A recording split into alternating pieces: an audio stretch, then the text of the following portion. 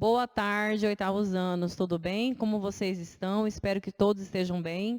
E aí, preparados para a nossa aula de revisão? Preparados para a nossa prova, que será na segunda-feira? Bom, hoje eu preparei uma revisão com vocês para revisionarmos tudo o que nós trabalhamos, eu e a professora Ronise, durante as nossas videoaulas. Eu espero que vocês façam uma boa prova na segunda-feira, façam com muita atenção, leiam todas as questões, tá?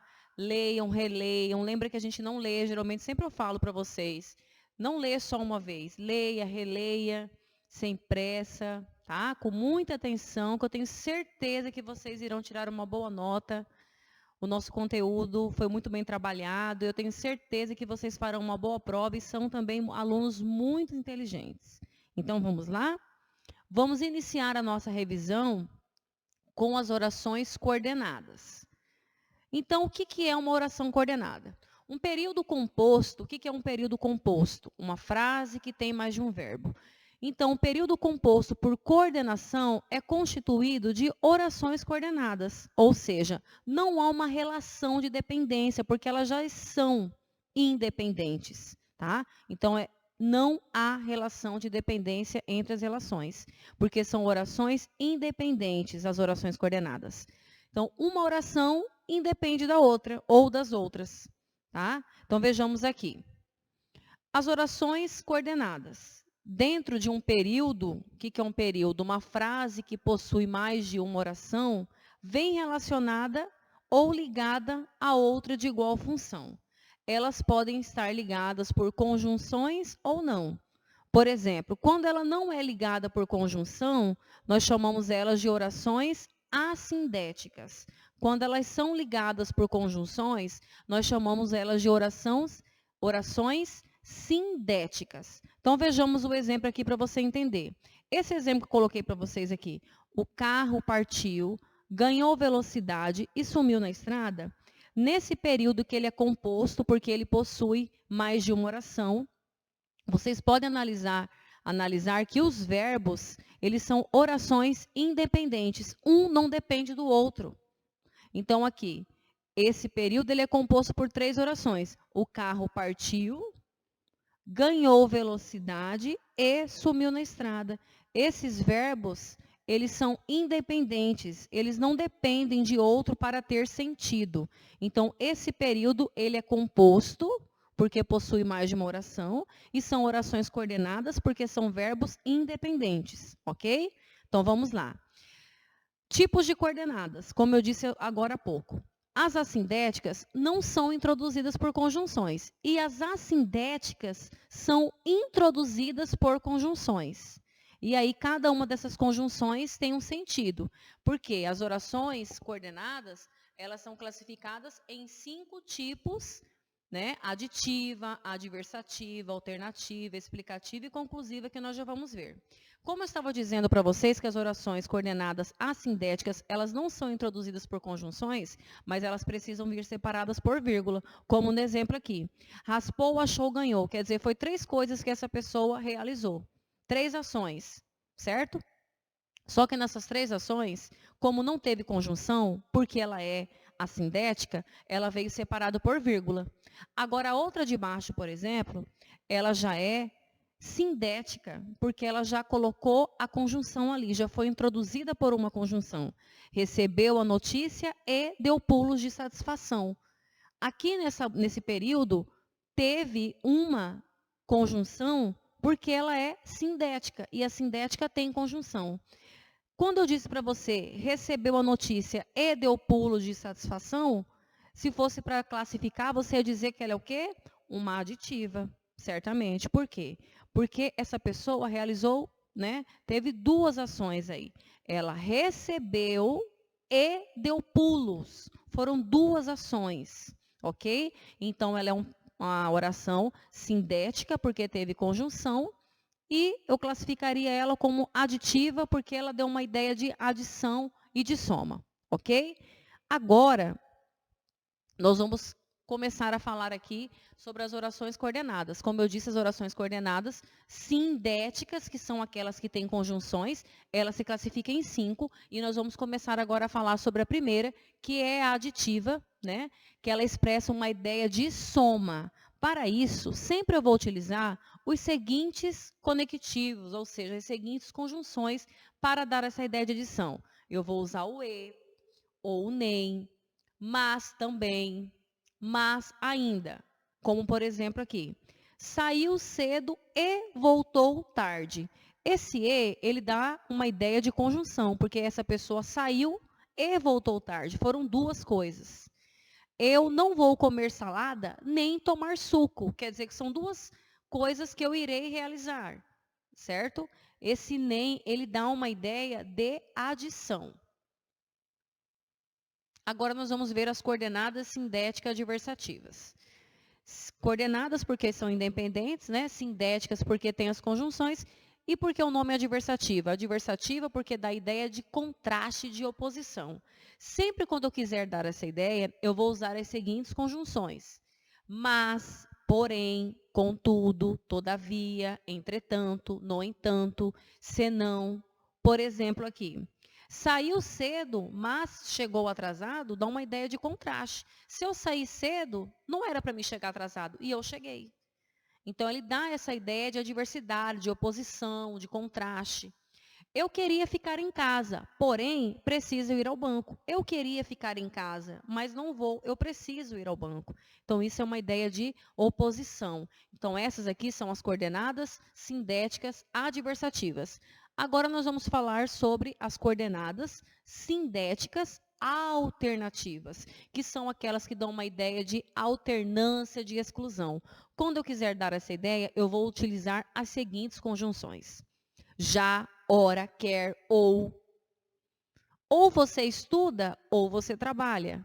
Estou dando uma alternativa, uma alternância aqui. Automaticamente, quando eu escolher um, vou escolher outro. Ora quer o pai, ora quer a mãe. Esse ora sem H, tá? Então, o que acontece? Esse aqui são as que dão a ideia de alternância. Para isso, você vai utilizar aquelas conjunções que eu disse para você. Agora, nós vamos falar sobre as coordenadas sindéticas conclusivas. As conclusivas são as que vão dar a ideia de conclusão. Então, para isso, eu vou utilizar os seguintes conectivos.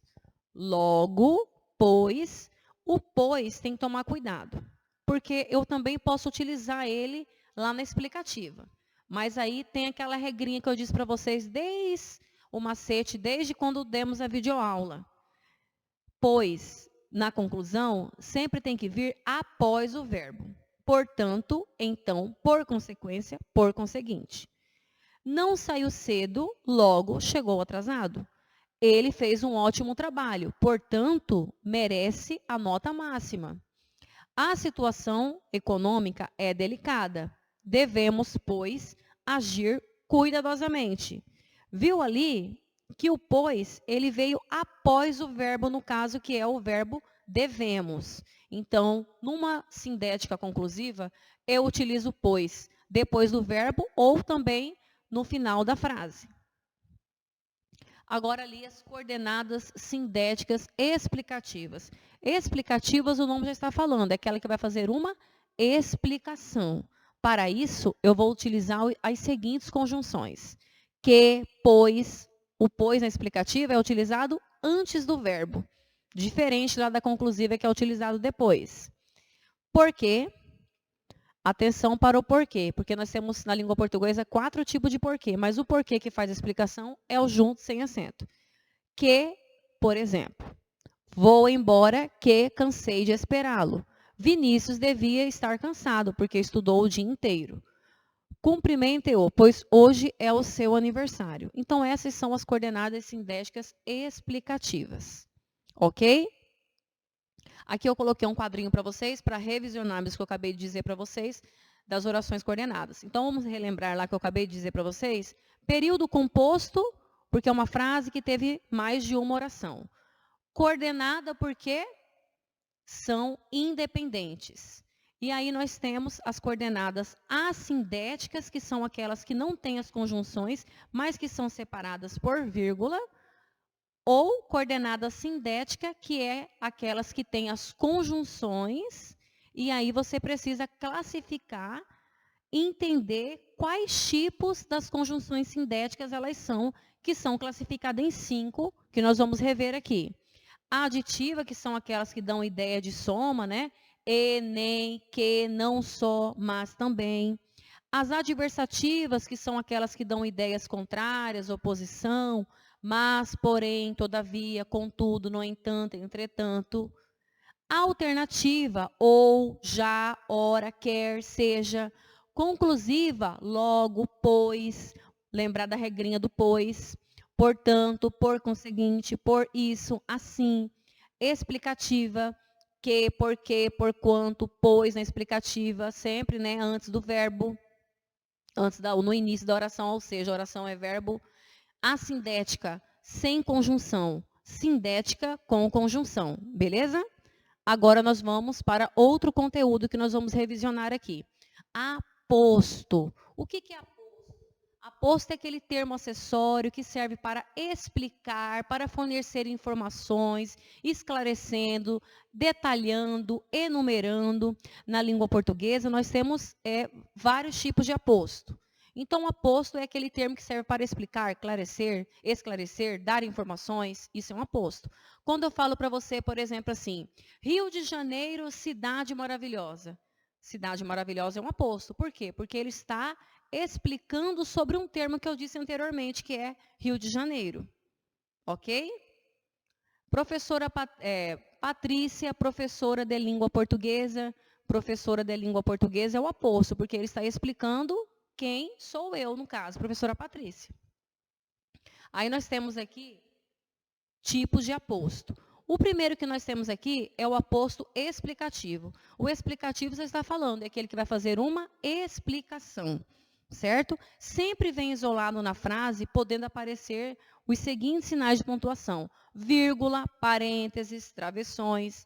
Então, quando eu quero fazer uma explicação, geralmente eu vou colocar uma vírgula antes e depois nesse aposto explicativo, ou eu vou colocar a explicação dentro de um parênteses, ou travessão antes e depois da explicação.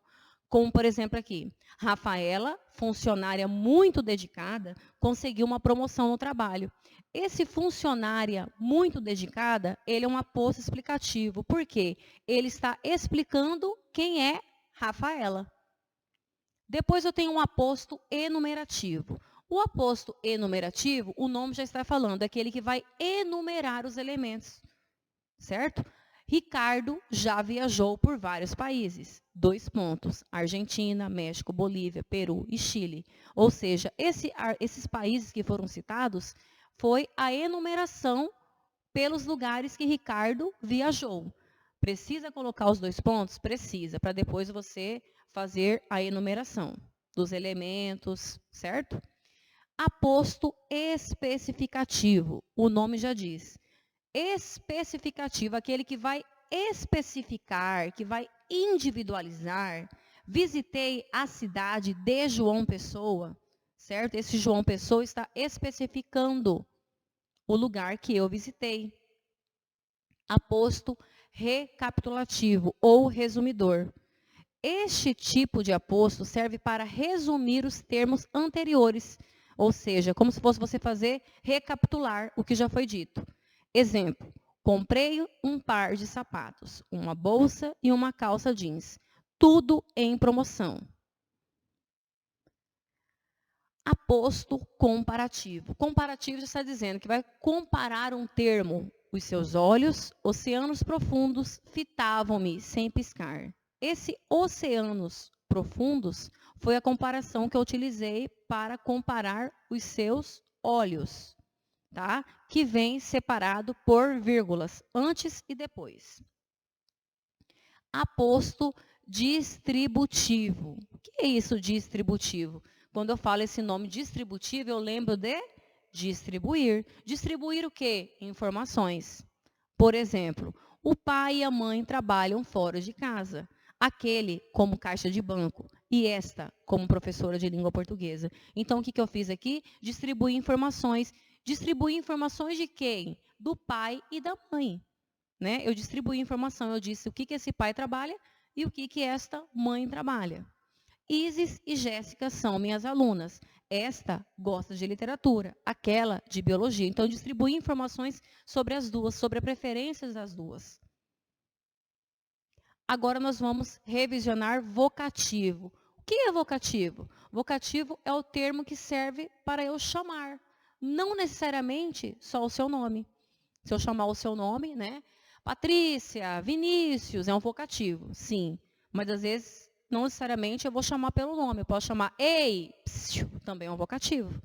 Foi o termo que eu utilizei para chamar a sua atenção. O vocativo, ele pode aparecer no início da frase, no meio da frase ou no final da frase. Se aparecer no início da frase, eu preciso colocar uma vírgula depois desse vocativo. Por exemplo, Patrícia, vírgula, preste atenção. O que acontece? O vocativo que eu utilizei é Patrícia. Então, depois de Patrícia, tem que ter vírgula. Ah, igual quando eu vou conversar, às vezes no WhatsApp, ou em outro momento, eu vou chamar a pessoa, preciso escrever. Né? Vamos supor que você estivesse lá no WhatsApp e você estivesse falando comigo. Professora, vírgula, aí você diz o que você quer. Então, precisa ter essa vírgula porque tem um vocativo. Se o vocativo vier no meio da frase, você vai colocar a vírgula antes e depois. Se o vocativo vier sendo a última palavra da frase, professora, aí nesse caso você vai antecipar a vírgula. Por quê? Porque vírgula não demarca a finalização de frase. Ou seja, não se pode terminar uma frase com vírgula. Aí nesse caso você tem que antecipar. Igual os exemplos que eu coloquei aqui. Não fale tão alto, Rita. A vírgula antecipou. Por quê? Rita foi a última palavra da frase e vírgula não demarca a finalização de frase, como eu disse. Então, nesse caso, precisou vir antes. Senhor presidente, vírgula, o senhor presidente é o vocativo. Queremos nossos direitos. A vida, minha amada. Nesse caso, o vocativo, ele veio no meio da frase. Então, precisou colocar vírgula antes e depois. A vida, minha amada, é feita de escolhas. Ok? Próximo conteúdo. Transitividade verbal. Nessa transitividade verbal, nós vamos rever um pouco sobre a questão de verbos, né, os elementos que estão ali nessa oração. Tá? Quando a gente estuda transitividade verbal, nós vimos que existem verbos transitivos, verbos intransitivos, transitivos diretos, indiretos, bitransitivos. Então, nós vamos ver aqui. Tá? Nossos pais viajaram. Nossos pais planejaram a viagem. Nossos pais gostaram da viagem. Viu que estão destacados? Eles são os verbos. E nós precisamos descobrir quando que o verbo é transitivo e quando que o verbo é intransitivo. Então, vamos lá? Verbos transitivos. Primeiramente, falou de verbo transitivo, você lembra que é aquele verbo que precisa de complemento. Tá? E esse complemento desse verbo, nós vamos ver à frente que ele pode ser objeto direto ou indireto. Então, o verbo transitivo é aquele que pede um complemento. Por que ele pede um complemento? Porque ele é incompleto. Se eu disser para vocês, pessoal, eu preciso. Quem é o verbo? Preciso. Eu poderia terminar a frase nesse preciso? Não. Porque se eu falar, pessoal, eu preciso, vocês vão perguntar, precisa de quê, professora? Quem precisa, precisa de alguma coisa. Então, esse verbo é transitivo, porque ele pede um complemento. Se ele pede um complemento, porque ele é incompleto. Certo? Então, nós vamos ver aqui. Esse complemento deste verbo sempre vai ser objeto direto ou indireto. Então, vejamos aqui. O que é um transitivo direto? Ele completa o verbo com esse objeto sem preposição. Por exemplo, aqui. O aluno comprou os livros que havíamos solicitado. Tá. Se eu terminasse a frase ali, o aluno comprou. Quem compra, compra alguma coisa. Então, o que acontece? Esse verbo ele é um verbo transitivo, porque ele pede um complemento. Tá? Então, eu já sei, eu coloquei ali, TD. Ele é um verbo transitivo direto. Porque o complemento dele, logo após, não teve uma preposição. Para ele fazer esse complemento, ele não utilizou preposição. Qual foi o complemento? Os livros que havíamos solicitado. Então, verbo transitivo, depois o complemento. Quando eu digo complemento, é o complemento do verbo. O complemento do verbo ou vai ser objeto direto, sem o uso da preposição, ou objeto indireto com preposição.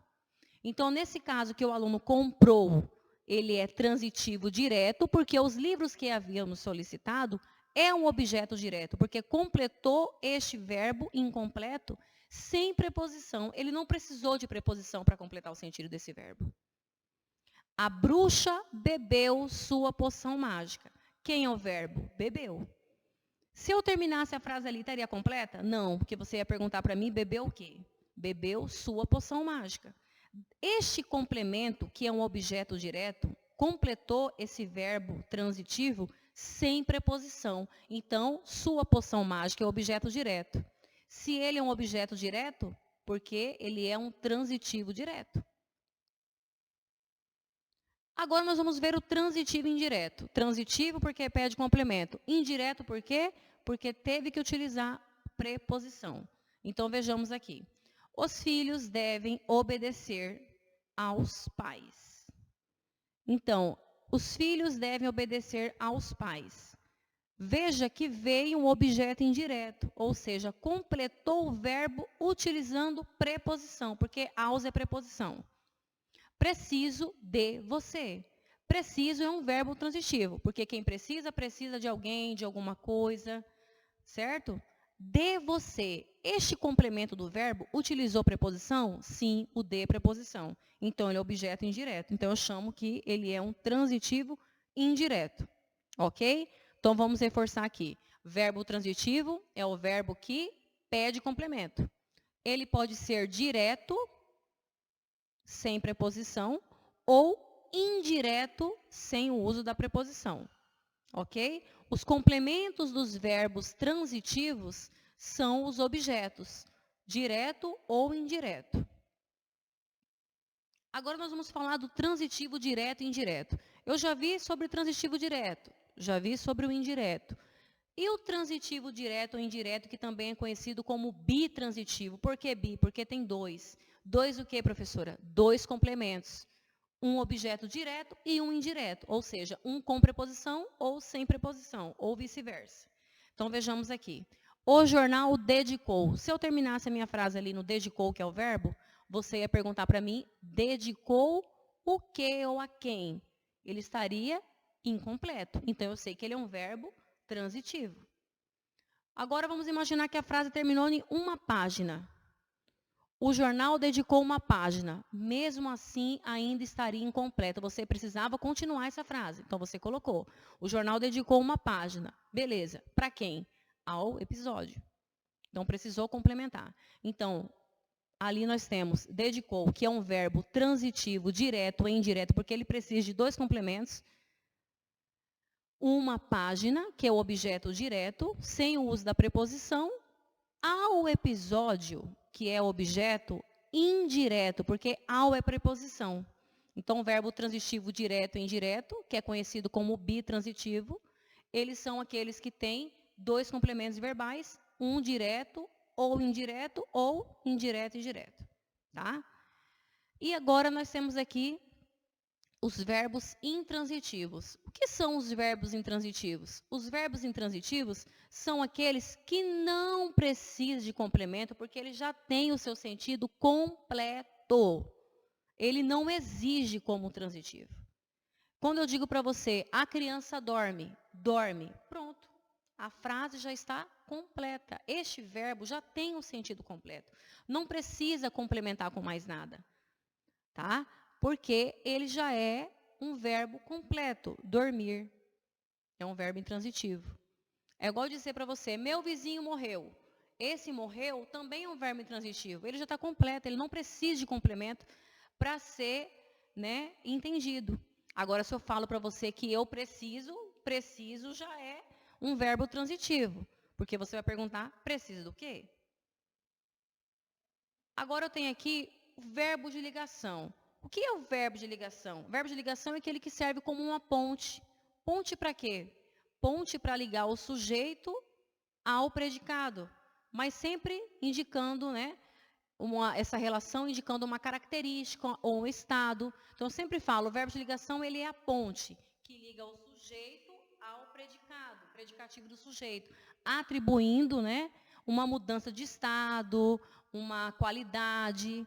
Então, aqui, o bebê é calmo. O bebê, ele é sujeito. O é o verbo de ligação. E o calmo é o atributo que eu dei para esse sujeito. Né? Uma característica desse sujeito. Então, o que é o verbo de ligação, ele serviu de ponte para ligar o sujeito a predicado. O bebê está calmo. Está também é um verbo de ligação. O bebê ficou calmo. Ficou também é verbo de ligação. Então, está vendo que o verbo de ligação ele é uma ponte que liga o sujeito à sua característica, ao predicativo do sujeito. O estado também. Agora nós vamos falar sobre esse gênero jornalístico que irá cair na nossa prova, uma interpretação de texto aí para você fazer. Tá? Então, o que é uma reportagem? Quando se lembra de reportagem, você tem que lembrar que ele difere, ou seja, ele é diferente da notícia. Por quê? Porque a reportagem, ele é mais amplo. A notícia, ela é imediata. Aconteceu, o repórter noticia. A reportagem não, a reportagem ela é mais ampla, se requer uma pesquisa, um aprofundamento do assunto, certo? A reportagem, ela tem um gênero opinativo e também um gênero informativo. Como assim? Informativo, aquele que só transmite a informação, sem o repórter dar juízo de valor, sem ele opinar sobre o assunto. E quando eu digo que é opinativo, porque além de ser informativo, fica claro para você ver a opinião desse repórter, ou dessa revista, ou desse jornal, tá? Então, as reportagens, elas são veiculadas nos meios de comunicação, rádio, televisão, jornal, internet, esses meios de comunicação, tá? Então, vejamos aqui. A reportagem, ela tem a sua estrutura, tá? Como assim a sua estrutura? Como eu vou escrever esta reportagem? Como que eu vou identificar essas características, essa estrutura dessa reportagem? Por exemplo, sempre eu vou iniciar com a manchete. Né? A manchete ela vem com umas letras mais destacadas, as letras são maiores. Por quê? Justamente para chamar a atenção, despertar a atenção do leitor, para ele querer ler essa notícia. Tá? Então, a manchete, ela precisa despertar esse interesse, então ela precisa ser chamativa. A letra é um pouco maior, certo? E, geralmente, centralizada. Depois da manchete, vem o subtítulo, ou título secundário, que, às vezes, não é obrigatório ter, certo? Então, esse subtítulo, ele complementa. Complementa o quê? Complementa a manchete, certo? Não é obrigatório ter, mas muitas reportagens você vê que tem o subtítulo. Então, vem a manchete, logo mais vem o subtítulo. O subtítulo já é com a letra bem menor do que a manchete, porque a manchete que ela é mais chamativa. Depois do subtítulo, vem o lead. O que é o lead? O lead é o primeiro parágrafo da reportagem, onde vai responder algumas perguntas para mim, como o que aconteceu, com quem, quando, onde, como, porquê. São esses primeiros, é o primeiro parágrafo. E depois o restante do corpo da notícia, onde vai te trazer mais detalhes. E aí o corpo do texto é a partir do lead, né? Então vem a manchete, o subtítulo, o lead, que é o primeiro parágrafo, e depois o corpo do texto, onde vai trazer mais informações. Então nós temos que ver que a reportagem ela tem essa diferença da notícia. Para a reportagem precisa ter mais detalhes. Certo? Por exemplo, aconteceu um acidente na Fórmula 1. Aconteceu, o repórter vai lá e noticiou. Se for eu fazer uma reportagem disso, eu vou ter que apurar mais os fatos. Eu vou ter que investigar o porquê que aconteceu esse acidente. Será que teve algum problema neste veículo para acontecer esse acidente? Quem foram as pessoas envolvidas, eu vou ter que aprofundar mais. Vou buscar, muitas vezes, especialistas para falar sobre o assunto. Então, a reportagem, ela se requer uma pesquisa mais ampla para me fazer, para me desenvolver, que já é diferente da notícia, que é mais rápida e imediata. A característica da reportagem. A linguagem deve ser clara, culta e objetiva. Tá? Texto predominantemente informativo, porque mesmo que ele seja opinativo, que você consegue perceber aí a opinião do repórter, do jornal, da revista, ele também não deixa de ser informativo. O material abrangente e elaborado. A reportagem ela visa comunicar acontecimentos. Objetivo do gênero jornalismo notícia. certo? Então ela aborda, ela exige, requer mais pesquisa, é um pouco mais elaborada, demora-se para fazer mais uma reportagem do que uma notícia. E esse polifonia? Polifonia é que na reportagem aparecem as vozes. Como assim as vozes? Como eu disse para vocês agorinha, a reportagem, ela se requer uma pesquisa. Para isso eu vou buscar especialistas para falar sobre o assunto, testemunhas. Então, por isso que vai aparecer outras vozes, outras falas nesse texto quando eu for ler. Não só do repórter noticiando. Porque já que ela precisa de uma pesquisa, eu vou ter que ir a fundo, vou ter que buscar, e aí vai acabar aparecendo testemunhas, certo? Especialistas sobre aquele assunto, dando o parecer deles sobre aquele assunto. Agora nós temos aqui umas atividades que vocês vão fazer comigo aí, pensando bem. Quando vocês forem fazer a prova, pessoal, como eu disse no começo do ensino da nossa revisão, leiam as questões com muita atenção. Não tenha pressa para fazer a prova. Tá? Leia, releia a questão e só marque quando você tiver certeza. Então, vejamos aqui a primeira questão. Ele pensava numa nova edição do seu romance pela mesma editora. Não poderia, pois, ter rescindido o contrato com ela. Essa oração destacada, você ia falar que ela é o quê? Com certeza, conclusiva, porque ela dá uma ideia de conclusão. Questão número 2. Leia os enunciados a seguir. Minha irmã saiu, mas voltará logo. Acordei tarde, portanto, chegarei atrasado. A vida era proveitosa e divertida. Não anda, nem deixa os outros passarem. Ora deitava, ora levantava. Essa número 2 aqui, com certeza você analisando, ela será que alternativa? Letra A. Porque a primeira ela indica uma diversidade, um contraste, certo? A segunda, ela dá uma ideia de conclusão. A terceira dá uma ideia de aditiva, de adição. A quarta também dá essa ideia de adição. E a quinta, alternativa. Então, a resposta correta aí é a letra A. A número 3. Quando repeti isto pela terceira vez, pensei no seminário. Mas como se pensa em perigo que passou, um mal abortado, um pesadelo extinto? Todos os meus nervos me disseram que homens não são padres. Então, nessa frase, os verbos destacados são transitivo direto, que é aquele que precisou de um complemento sem preposição, ou ele é transitivo indireto, que precisou de um complemento com uso de preposição, ou ele é intransitivo, que tem o sentido completo. Analisando aí as alternativas, a correta é a letra A. Transitivo direto, transitivo indireto e intransitivo. Depois, a questão número 4, nós temos aqui. Assinale a alternativa em que o verbo é transitivo direto, ou seja, aquele verbo que pediu um complemento que completou sem a preposição. A alternativa correta é a letra A. Número 5, qual é a função dos termos Hamlet e papai, respectivamente, no primeiro e no segundo quadrinho? Hamlet, quando você se casar e tiver sua própria casa, você deve estar sempre em guarda contra o inimigo oculto. Eles invadirão sua casa, comendo e bebendo e pegando seu dinheiro e seus bens, a menos que você tenha muito cuidado. Quem são essas pessoas, papai? Eles se chamam parentes. Então, analisando aqui, Hamlet e papai, que termo você falaria? Um vocativo. Questão número 6. Na oração, José de Alencar, romancista brasileiro, nasceu no Ceará.